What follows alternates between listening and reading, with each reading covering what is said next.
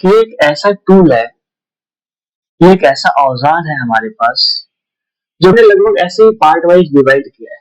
तो हम कोशिश करें कि फर्स्ट पार्ट में हम इन पार्ट को कवर करेंगे। ठीक है, फर्स्ट पार्ट की बात करते हैं। यहाँ पे वर्ड्स ही नहीं है, फंक्शंस भी है। यानी अगर कोई मैट्रिक्स ऐसा वर्ड्स भी आता है और फंक्शंस भी आते हैं। क्लियर? अब चलिए आगे। ठीक है, तो सिंपल इसका डेफिनेशन भी आप कह सकते हैं m by n मैट्रिक्स। तो वही लिखा गया है कि अ मैट्रिक्स। ओके, तो वही बात बताई गई है। देख लीजिए, ये हमारे पास क्या है, रो को रिप्रेजेंट। क्लियर? चलिए नेक्स्ट की बात कर रहे हैं हम लोग।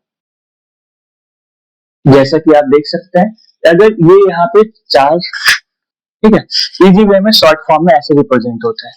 और इसका जो नेक्स्ट पार्ट है हम लोग पढ़ेंगे टाइप्स ऑफ मैट्रिसेस। तो टाइप्स ऑफ मैट्रिसेस में यही सब